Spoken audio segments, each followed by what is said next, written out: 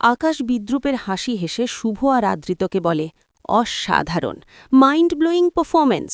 তোমাদের এই অসহায় মুখগুলো দেখতে কি যে ভালো লাগছে, হাতের কাছে আয়না থাকলে তোমাদের দেখাতাম। গত ২০টা বছর ধরে আমি ওকে তিলে তিলে তৈরি করেছি আজকের এই দিনটার জন্য। তোমরা আমার থেকে আমার বোনকে কেড়ে নিয়েছিলে না, আজ আমি তোমাদের সব কেড়ে নিলাম। এরপর মোহনার দিকে ফিরে আকাশ বাঁকা স্বরে বলে, তুই তো এ বাড়ির খুব ভালো বউ, আদর্শ মা, সবাইকে দেখে রাখিস কিন্তু। এই বলে আকাশ সেখান থেকে দম্ভের সাথে বেরিয়ে যায়। পুরো ঘটনাটা জানতে লাইক দিয়ে সম্পূর্ণ ভিডিওটি দেখুন। নতুন আপডেট সবার আগে পেতে এখনই চ্যানেলটি সাবস্ক্রাইব করুন, ভিডিওটি শেয়ার করতে ভুলবেন না।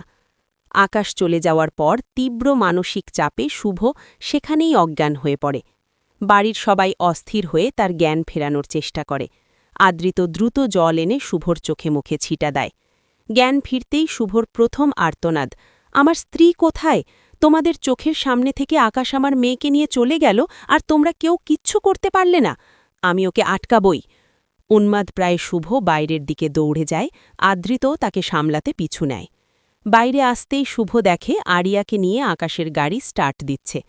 আরিয়াকে এক পলক দেখেই শুভ কান্নায় ভেঙে পড়ে। অন্যদিকে গাড়ির ভেতর আরিয়া দ্বিধায় ভোগে। সে আকাশকে জিজ্ঞেস করে, ওদের চোখমুখ দেখে মনে হচ্ছিল ওরা আমাকে খুঁজে পেতে কতটা মরিয়া। ওরা কি আমাকে সত্যই ভালোবাসে, নাকি সবটাই অবহেলা? আকাশ ঠান্ডা মাথায় আরিয়ার মনে বিষ ঢেলে দেয়। না আরিয়া, তোমায় ভালোবাসে না, এই কান্নাকাটি সব নাটক। বাড়ির ভেতরে মোহনা নিজেকে অপরাধী মনে করতে থাকে। সে সৌমিতকে কাঁদতে কাঁদতে বলে, সব আমার জন্য হয়েছে। দাদা যে এতটা নিচে নামতে পারে সেটা যদি আমি আগে সবাইকে বলে দিতাম। সৌমিত তাকে সান্ত্বনা দেওয়ার চেষ্টা করলেও মোহনা একা থাকতে চায়। সে মনে মনে এক কঠিন সিদ্ধান্ত নেয়। সে যদি নিজের থেকে দাদার কাছে ফিরে যায়, তবে হয়তো আকাশ শুভর স্ত্রীকে মুক্তি দেবে। এমনিই প্রতিটি নতুন আপডেট সবার আগে পেতে এখনই চ্যানেলটি সাবস্ক্রাইব করুন, ভিডিওতে লাইক দিন এবং বন্ধুদের সঙ্গে শেয়ার করতে ভুলবেন না। আবার দেখা হবে পরের ভিডিওতে।